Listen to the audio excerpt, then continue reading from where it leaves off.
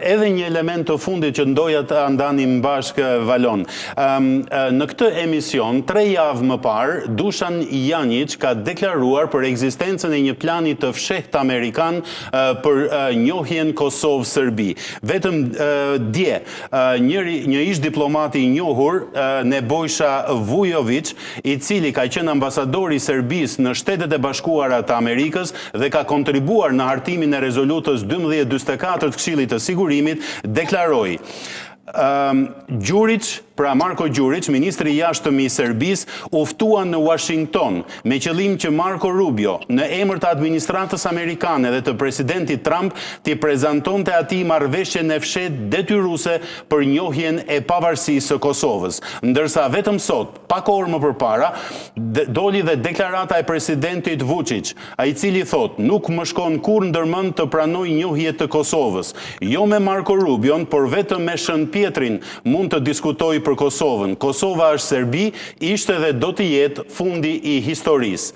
Që ekziston, pra që ka debate në qarqet mediatike dhe politike në Serbi për ekzistencën e një plani të fshehtë. Këtë doja të pyesja. Ky plan i fshehtë amerikan, si është trajtuar nga qarqet mediatike, por edhe politike në Republikën e Serbisë?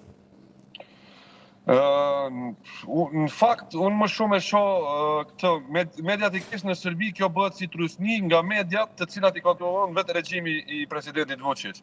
Në një farë mënyrë vetë ato media flasin për plane të tilla ose për kërkesa që po vinë nga Washingtoni, qoftë edhe nga Rubio, se kush e di kush mund të jetë ai që do kërkojë njohjen e Kosovës Serbisë.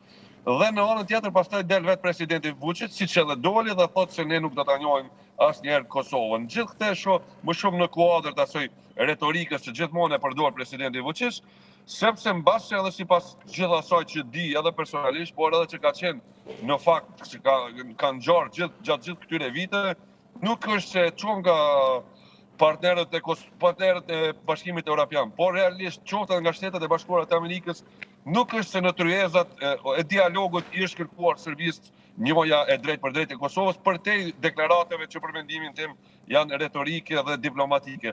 Megjithatë, unë mendoj që pas një marrëveshje, nëse do të arrihet paqe midis Ukrainës dhe Rusisë, por edhe pjesëmarrjes Kosovës dhe Shqipërisë në bordin e paqes për zgjidhjen e konflikteve në linjën e mesme, veçanërisht në Palestinë, mendoj që pastaj Washingtoni do t'i thejë syt nga Ballkani dhe mund ta përshpejtojë një marrëveshje të mes Kosovës dhe Serbisë, por që për mua jo domosdoshmërisht do të nënkuptonte njohjen reciproke të dy shteteve, por që do të nënkuptonte njohjen e kufive të dy shteteve pa njohur domosdoshmërisht njëra tjetrën edhe si republikë.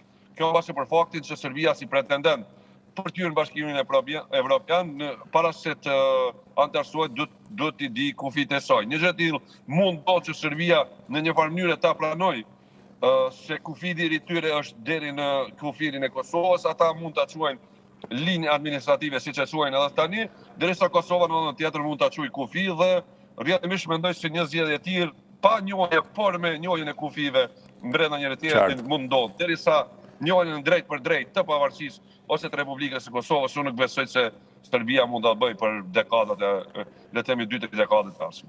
I dashur Valon, jam shumë mirënjohës edhe për këto pak minuta. Ishte shumë i vyer kontributi yt në këtë emision. Të falenderoj. Faleminderit.